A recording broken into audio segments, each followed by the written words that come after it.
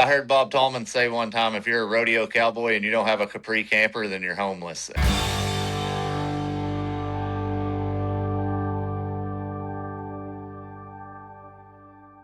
Hey there, fellow wanderers, and welcome back to the Wandering Gypsy RV Life podcast.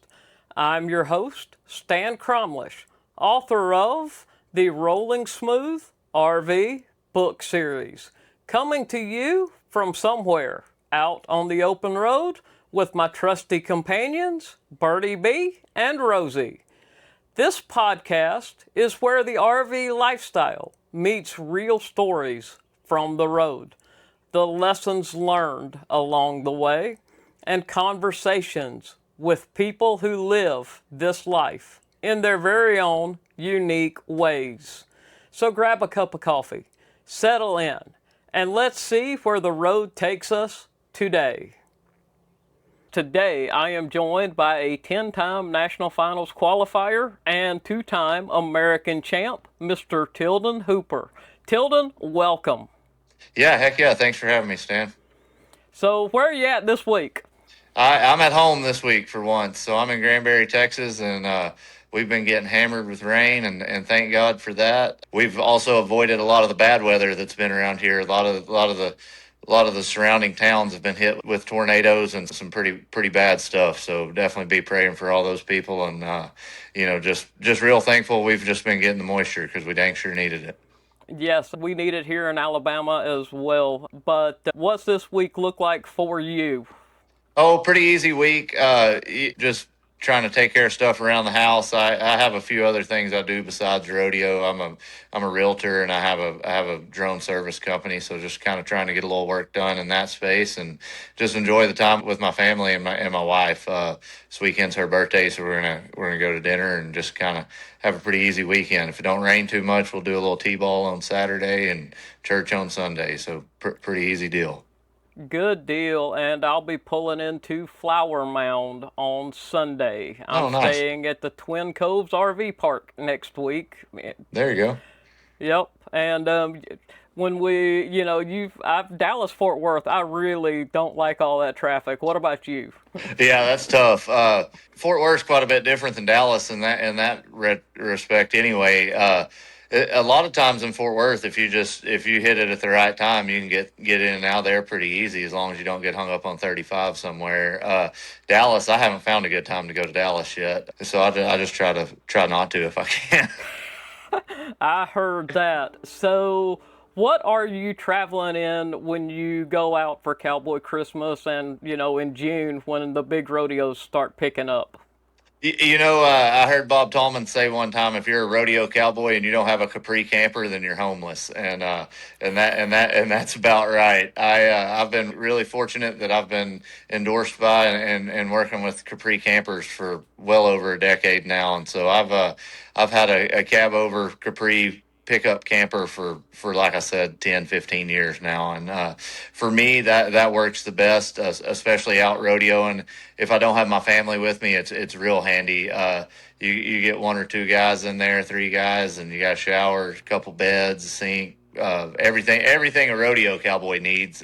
So that's what I mainly travel in.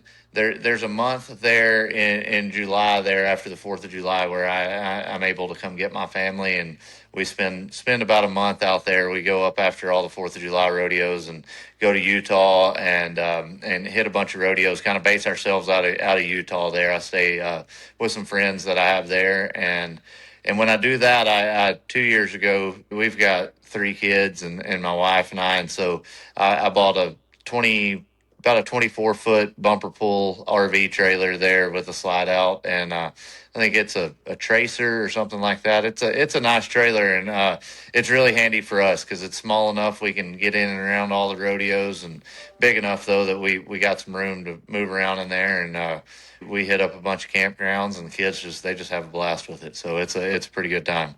Oh, I'm sure. And when you're out on the road, what's a normal week actually look like between rodeos?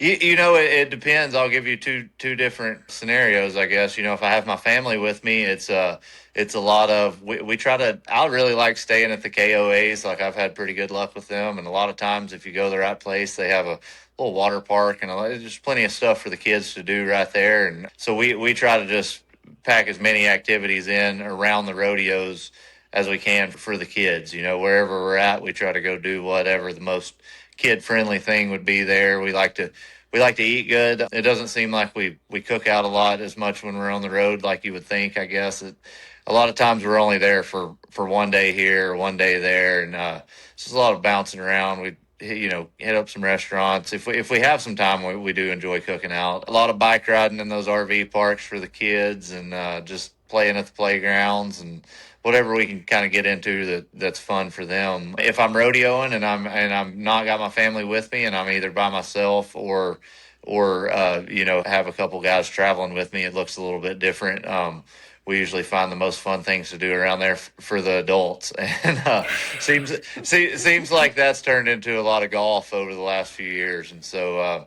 There's usually a pack of us with most of the rodeo guys all travel with a Capri camper, the truck bed pickup cab over kind of deal. And so we'll all find us a good campground that's got a golf course close. Or a lot of times we know people in the area and we'll go plug in there at their place and just kind of, they'll end up, you'll look out there and it'll look like a small RV park by the time 10 or so of those Capris roll into town. And, like I said, a lot of golfing, a lot of cooking out, hanging out. Just if there's a good like wilderness area where we can go and find somewhere cool to swim or do some cliff diving or just I don't know. I'm 38 years old and I feel like I've been running around the country playing like a little kid since I was 18, and so I'm really thankful for that. But it's Right. in between rodeos is just a lot of unwind, relax, and try to find the most fun thing to do in the area where you're at. So, what's something most people wouldn't expect about the rodeo lifestyle?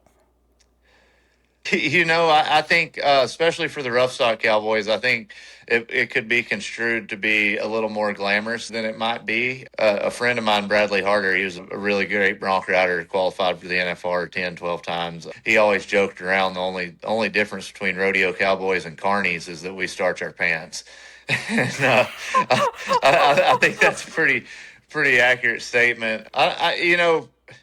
But also, it's just been such a blessing to get to live this life. I don't know. Like I said, I think it could be. You might think it's a little more glamorous, but it's a lot of times it's a job like anything else, and the job part comes out in the all night drives and the just the grind of traveling like it can be sometimes.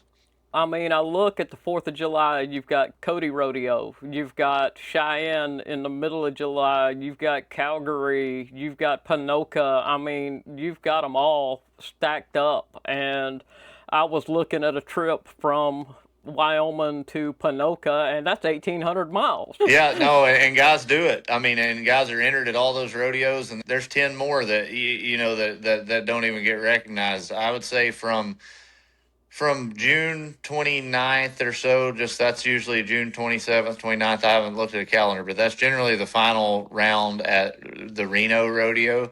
And from then until the 7th or 8th of July, you can go to a rodeo every day, and most guys do. And a lot of times it's more than one rodeo a day. There's a route we take a lot of times over the 4th of July that I've done the last few years where you end up doing 3 rodeos in one day. You're in a plane, you're going, you end up doing, like, say, you can do Cody, you can do Killdeer, North Dakota, you can do Mandan, North Dakota, you can do the 2 North Dakota rodeos in the same day. A lot of times guys will go to St. Paul, Oregon, and then Basin City, Washington in the same day.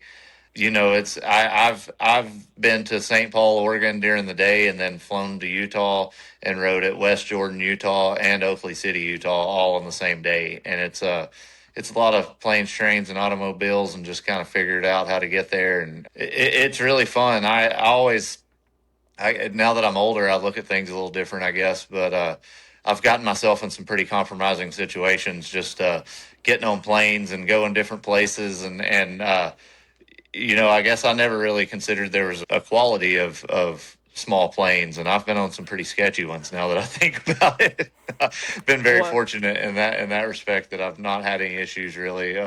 So far, so so good. far, let's just pray that that continues to happen, Tilden. Yeah, Quite frankly. yeah, no doubt. And not that I get nervous about flying, but I really enjoy traveling via truck and camper or RV or pickup or whatever. Yeah.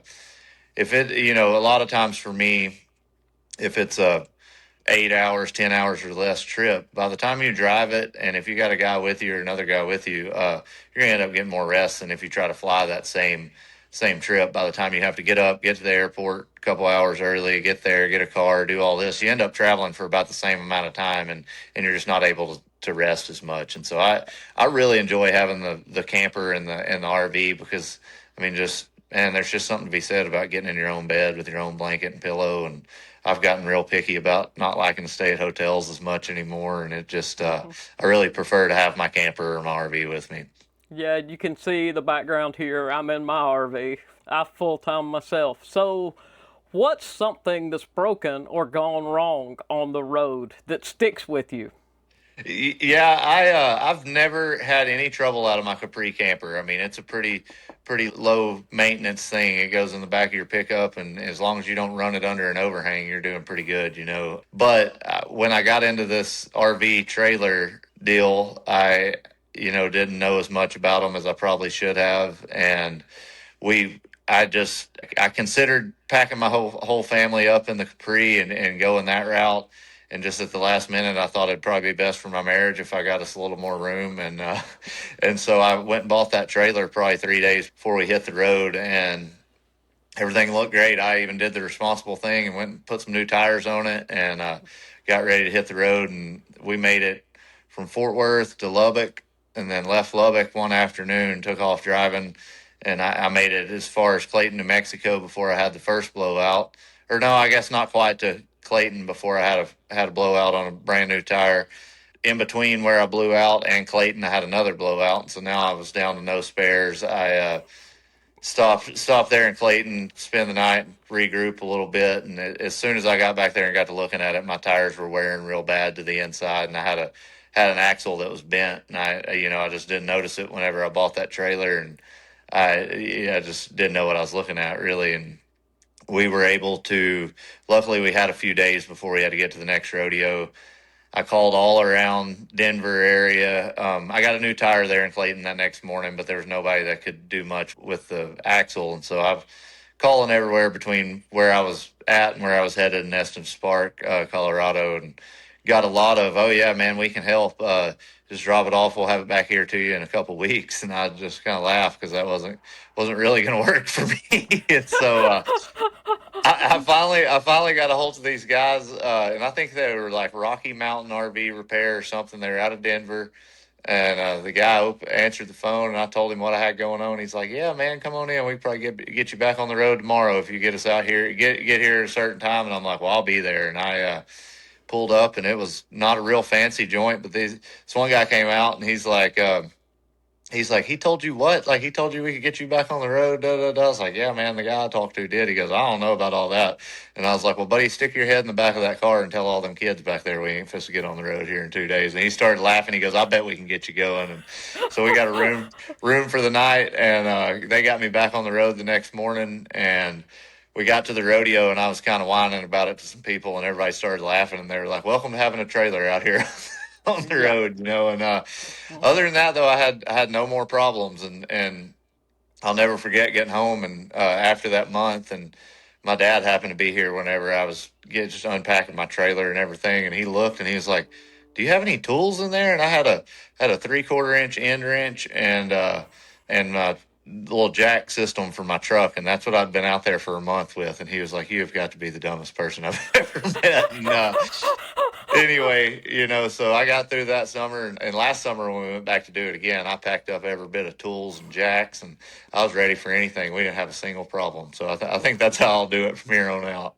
It makes sense. Tilden makes sense. So it sounds like, what do you know now that you didn't know when you got started? It sounds like tools were a biggie.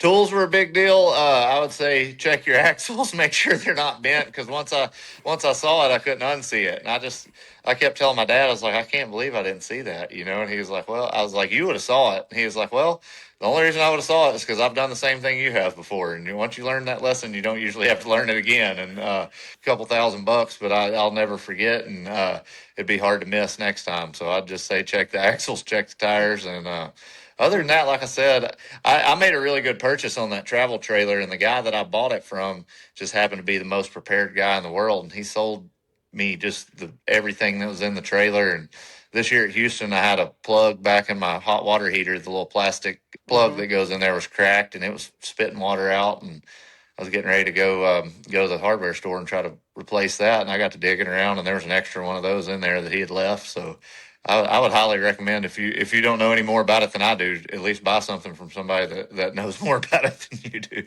Yeah, that's the purpose of the 3 RV books that I wrote called Rolling Smooth. It Yeah, no, teaches you all about the RV stuff. it would be handy to read one of those books, and I might should before I head out this summer. So, speaking of tires, did you have a tire pressure monitoring system on your trailer? I do, and I'm very thankful for it, because that's the only reason that I knew when I had those blowouts, they didn't blow. As soon as they lost pressure, it went off, and I locked her up and got it off the side of the road, and so they didn't blow. They just and so they didn't rip up the side of my trailer or anything like that. And I definitely monitor that pretty heavy now. That is one thing. This trailer came with all the extra, electric jacks and that, and it's got a leveling system and stuff. And I wouldn't say I even use the leveling system as much as the tire pressure monitor is. It's got a backup camera, and I don't even use that as much as the tire pressure monitor is probably, of all the extra things besides the electric jacks that it has on it, that I value the most. And in my conversation with Luke Branquino, he said he just walked around and checked his tires. He didn't have one. Man, if you've talked to a few of us now, then you've probably figured out that most rodeo cowboys are. I don't know that we're not that smart, but we're definitely overconfident in a lot of areas, and so I definitely wouldn't pull a trailer without one at this point.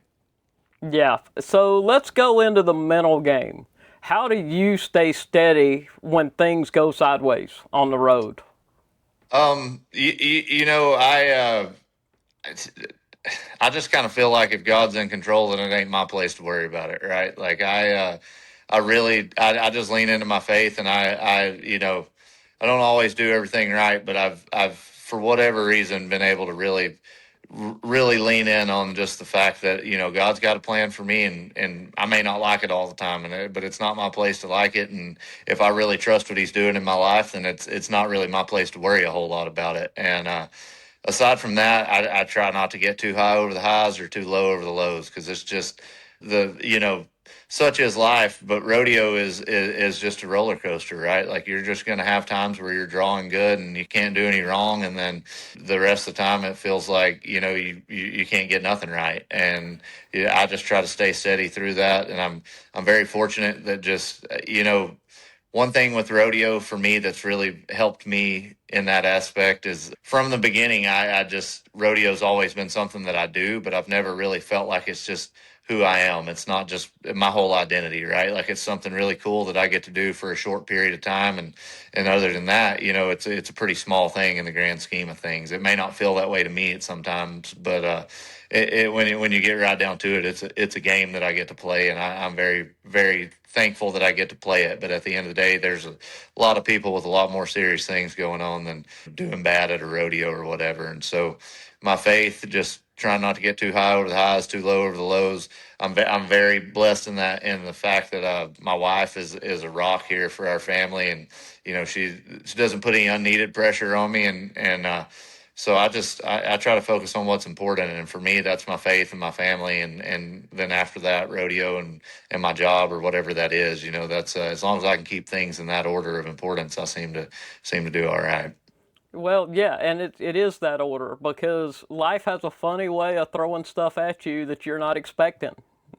Yeah, no, I say it all the time. God's plan and my plan ain't always the same, but His is always better. So Amen. Amen. So to close this out today, what's ahead for you this season? I know in a little over 3 weeks you'll be at Globe Life Field. Yeah, that's got a lot of my focus right now. I guess can't, I can't put together another scenario where I have a better chance at winning $2 million.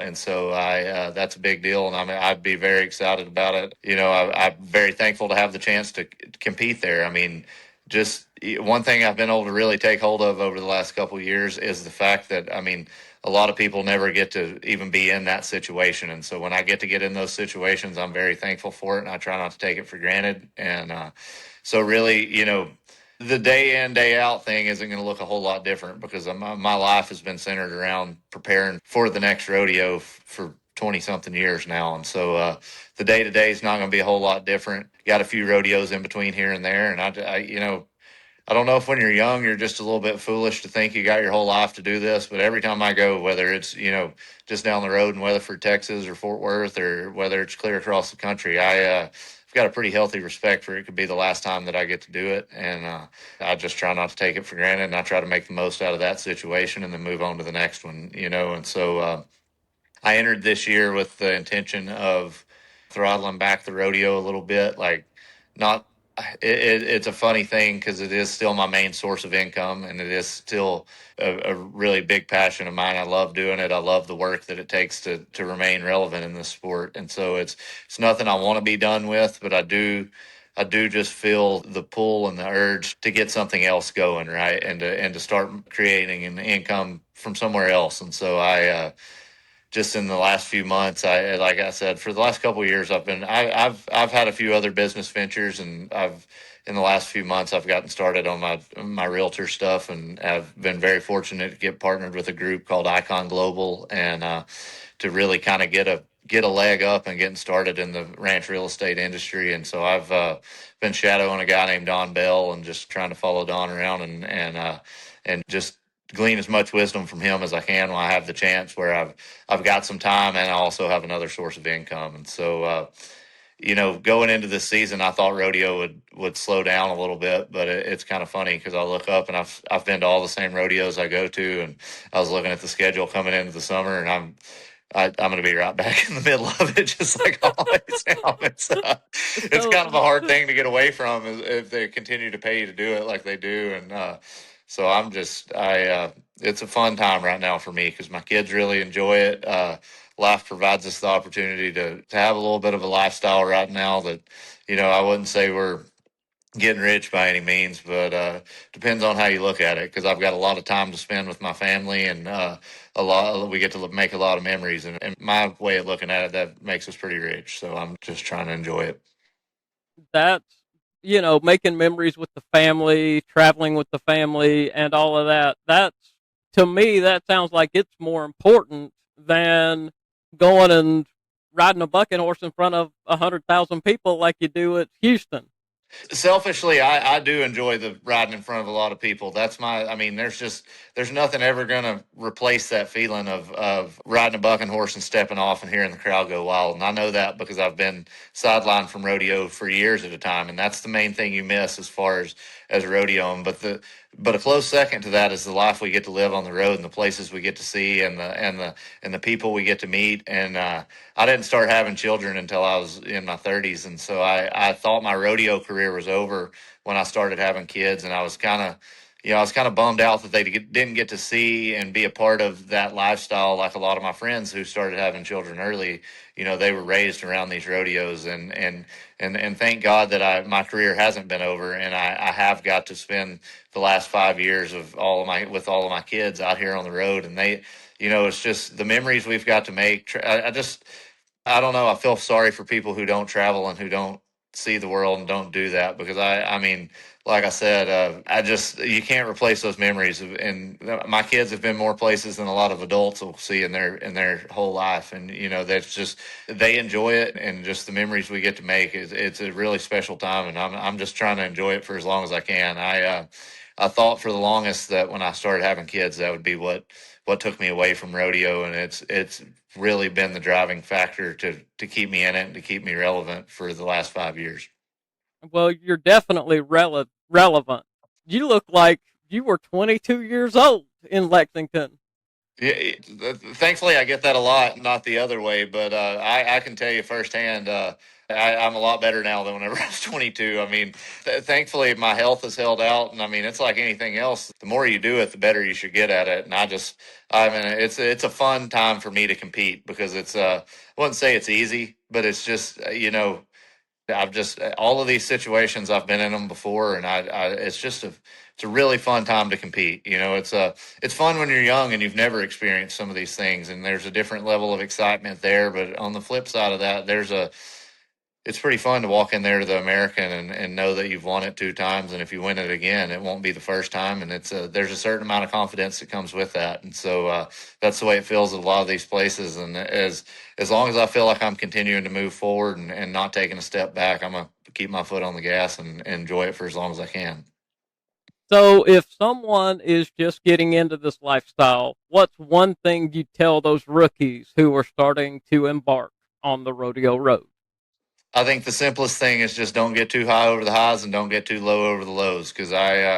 It's funny because just because you know something doesn't mean you're able to practice it all the time. Because I have to have this same speech with myself all the time. Like I end up chasing rabbits that I thought I'd never chase again if things start going south on me. And then if things start going good, you get to get a little overconfident sometimes. But I mean, the main thing is just like I said, don't get too high over the highs or too low over the lows, and don't take it for granted because it just because you're 22 and I'm 38 doesn't mean that it couldn't be over for you tomorrow. Also, it's a dangerous thing that we get to do, and every time we get to do it could be the last time. And I mean, that's life. So that's the way I approach everything in my life. Tomorrow's not promised, and so I try to make the most out of today. Amen. Tilden, thank you for your time. Do you want to give a shout out to your sponsors? Yeah, absolutely. Especially being injured as much as I have over my career, I've had 3 full years where I set out and all of my sponsors hung with me through that same deal. And without that extra income coming in, then there's a good chance I would have had to go get a job that would have taken me away from preparing to come back. And that does happen to a lot of guys, and I've been very blessed in that fact. So I absolutely like to thank everybody at Crown Royal, at American Hats, at Choctaw Casino, at Capri Campers, and at Boot Barn. I've been with them for the last 5 years, and it's just to have a major company like that put their faith in you and want to advertise and build a brand around you. It's a humbling thing, and I'm very fortunate for it because, like I said, a lot of this wouldn't be possible. I like, especially in the down years, it's tough, and it makes it to where we're able to make money. If you make a certain amount of endorsements, then whatever you win is icing on the cake. And rodeo is different from a lot of sports. Nothing's guaranteed, and we pay our own way up and down the road. So you could find yourself making the national finals rodeo, and if you don't go out there and win something, still not making any money and possibly losing some money. So without those endorsements, it's real tough. And so, like I said, I really appreciate all those guys and encourage anybody, especially since we're talking RVs. Like if you're looking for a way to get around and get out there and see the country and be real mobile about it, those Capri campers are worth looking at. And I can tell you, there's few people in the world that I value their friendship quite as much as Pete and Tyson over at Capri. They're a great bunch of guys, and it's just I'm very fortunate that I've been with them my whole career because I Capri campers have been around for a long time, and so when I grew up looking at becoming a rodeo cowboy, every great rodeo cowboy before me had a Capri camper. And so once I got my own, it just it feels like you made it a little bit. And then to have those guys endorse me and work with me and help me out over the years, I'm just very thankful for it. And it's definitely something I'd look into if you're wanting to get out and see the world, because it's a pretty low entry point and you can get anywhere you want to go, and it's got everything you need. It definitely does. I've looked at them. I travel myself in a 36-foot Class A motorhome, but I'm back in the 20s when I was traveling with some rodeo cowboys. It was the Capri camper Yep. was what you had to travel in. Yep. Absolutely. So, Tilden, where can people find you either at a rodeo or on social media? The rodeo's coming up. It'd be hard to say. I mean, just if your town has the biggest rodeo with the most money and the best horses, there's a good chance I'll be there. As far as on social, I'm probably not as active as I should be, and I'm supposed to try to change that a little bit. But I've got a Facebook that I really don't do a lot on Facebook, but on Instagram, I've got an Instagram. I think my handle on Instagram is Mr. Hooper, and the second O, or the MRHO0PER, and I think you can just search my name and find it on there too. But I tend to be a little more active on Instagram if you want to follow along there. Okay. Tilden, thank you so much again for your time, and appreciate you talking about RV travel on the rodeo road. Yep, absolutely. Enjoyed visiting with you, Stan.